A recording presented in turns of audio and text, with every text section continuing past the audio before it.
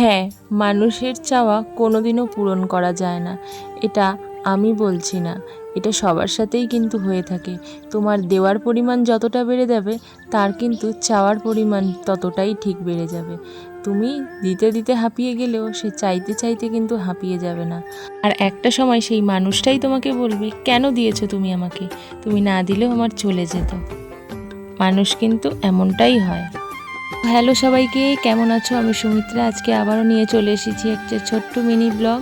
তো আমার তো খুব সাধারণ পরিবেশ, সাধারণভাবে আমি থাকতে পছন্দ করি, খুব সাধারণভাবেই ভিডিও করি, তেমন কিছুভাবে পারিও না, করিও না। আমি যেভাবে থাকি, যেভাবে চলি, আমি সেটাই দেখাতে পছন্দ করি। যেটা আমি করি না, যেটা আমি পারি না, যেটা আমি পাই না, সেটা আমি ভিডিওর জন্য তোমাদের সামনে সাজিয়ে গুছিয়ে দেখানোর কোনো মানে বলেই আমি মনে করি না। আমি যেভাবে থাকি, যেভাবে খাই, এবার তোমাদের অনেকের সেটা খারাপ লাগতে পারে, তুমি কেন ওইভাবে ভিডিও করো, কেন ওইভাবে ভিডিও করো, কিন্তু বিশ্বাস করো, যেটা আমি না সেটা আমি দেখাতে একদমই পছন্দ করি না। ওই ধরো খাই ডাল ভাত, ভিডিওর জন্য দেখাবো খাচ্ছি মাংস ভাত, পরে থাকি একটা 150 টাকার নাইটি, কিন্তু ভিডিও করার সময় দেখাবো আমি 400 টাকার নাইটি পরি, একদমই না। ঠিক আমি যেভাবে থাকি সেভাবে দেখানোটাই পছন্দ করি। আমার যেটুকু ক্ষমতা আমি সেভাবে থাকতেও পছন্দ করি। অতিরিক্ত বিলাসিতা আমার আবার সয় না, বদহজম হয়ে যায়। আমি জানি না আমি এমনটা কেমন।